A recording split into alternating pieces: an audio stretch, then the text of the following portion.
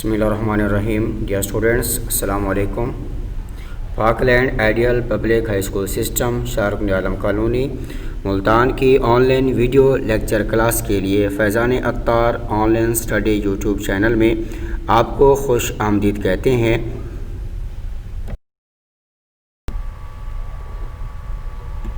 آج کی اس ویڈیو میں کلاس داہم مطالعہ پاکستان کتاب کے باب نمبر 9 آبادی، معاشرہ اور پاکستان کی ثقافت، اس کے صفحہ نمبر 133 پر موجود ٹاپک علاقائی زبانیں، اس میں سے پشتو زبان کے حوالے سے آج ہم پڑھیں گے.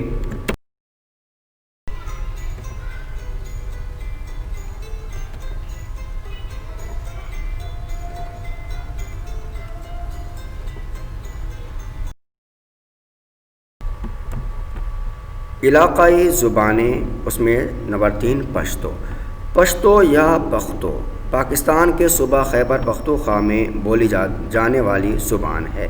اس زبان کی ابتدا قریباً 5000 سال قبل یعنی پہلے افغانستان کے علاقے بخت میں ہوئی تھی.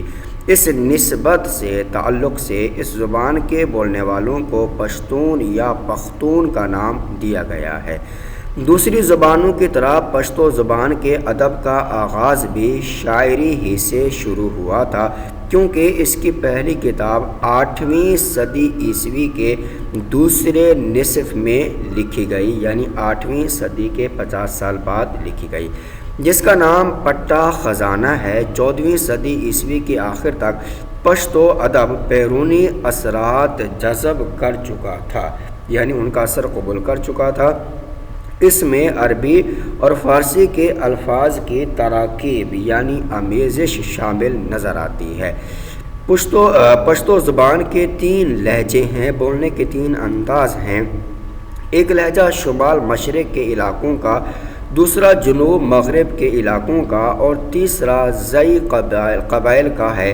ان تینوں کے مابین درمیان بنیادی طور پر صرف تلفظ، حروف کی الفاظ کی ادائیگی کا فرق پایا جاتا ہے. پشتو زبان کے 3 لہجے ہیں، بولنے کے انداز ہیں، طریقے ہیں. ایک لہجہ شمال مشرق کے علاقوں کا، دوسرا جنوب مغرب کے علاقوں کا اور تیسرا زئی قبائل کا ہے. ان تینوں کے مابین درمیان بنیادی طور پر صرف تلفظ کا فرق پایا جاتا ہے. پشتو زبان میں نظم کا پہلا شاعر امیر کروڑ کو سمجھا جاتا ہے. غیاث الدین بلبن اور شیر شاہ سوری کے دور میں قصیدہ کہتے ہیں تعریف حمد و ثنا کو. نظم کی وہ قسم ہے جس میں مدح یعنی تعریف، وعظ و نصیحت، شکایت زمانہ کے مضامین ایک ساتھ بیان کیے گئے ہوں. اور مدح یعنی تعریف کی اصناف پشتو ادب کا حصہ بنی. محققین کو 1200 صفحات پر مشتمل تذکرۃ الاولیاء، اولیاء کا تذکرہ نام کی ایک قدیم پرانی تصنیف کتاب ملی ہے، جس سے معلوم ہوتا ہے کہ اس دور کے پشتو شعراء نے حمد و نعت کی اصناف پر بھی طبع آزمائی کی تھی، یعنی اپنے فن کے جوہر دکھائے تھے. محمود غزنوی کے دور میں سیف اللہ نامی ایک شخص نے باقاعدہ طور پر پشتو کے حروف تہجی، جس طرح ہمارے اردو کے حروف تہجی بے پے تے ٹے سے، تو اسی طرح پشتو کے بھی حروف تہجی تیار کیے، جو آج تک رائج ہیں، جاری ہیں، چل رہے ہیں. پشتو شاعری میں جو موضوعات نمایاں طور پر پائے جاتے ہیں، واضح طور پر پائے جاتے ہیں، ان میں حریت یعنی آزادی، غیرت یعنی شرم و حیا، رشک، فخر، جنگ وغیرہ خاص طور پر قابل ذکر ہیں. تصوف کا تذکرہ بھی ملتا ہے. ملا مست اس اسلوب کے پیشوا مانے جاتے ہیں. خوشحال خان خٹک پشتو کے عظیم شاعر ہیں.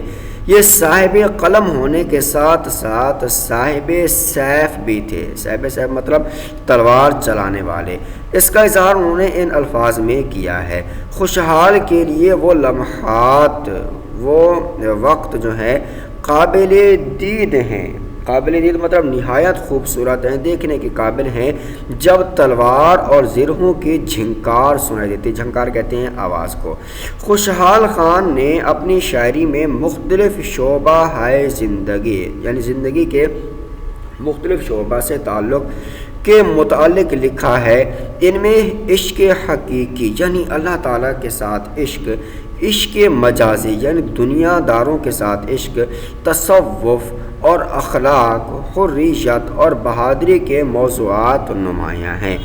پشتو ادب کے دوسرے بڑے شاعر رحمان بابا ہیں۔ یہ فقیر صفت شاعر ہمیشہ عشق و تصوف کی کیفیات میں مگن رہتے تھے، مشغول مست رہتے تھے، اور یہی ان کی شاعری کے موضوع بھی تھے۔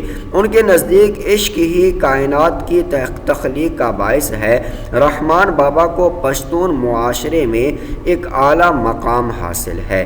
خوشحال خان خٹک اور رحمان بابا کا انداز پشتو ادب میں سنگ میل کی حیثیت رکھتا ہے اور اس کی چھاپ کہتے ہیں نقش کو، عکس کو میں آنے والے شعرا پر بھی پائی جاتی ہے۔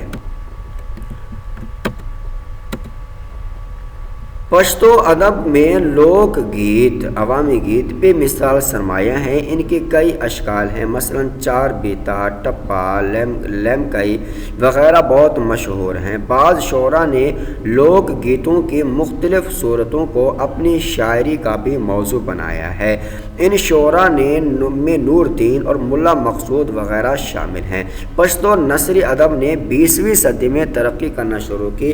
قیام پاکستان کے بعد جدید تعلیم کے زیر اثر نئے نظریات اور خیالات کے حامل اہل قلم نے پشتو لغات یعنی پشتو الفاظ معانی میں، گرامر نویسی گرامر لکھنے میں، سوانح نگاری یعنی عمر کے کسی کی زندگی کے حوالے سے لکھنے میں، افسانہ نویسی ناول اور ڈرامے لکھنے میں نمایاں کام کیا۔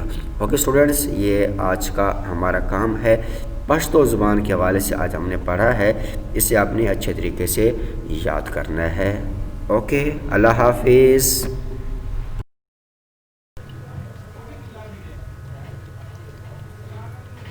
ویڈیو کو لائک اور شیئر کریں، چینل کو سبسکرائب اور بیل کو پریس کریں۔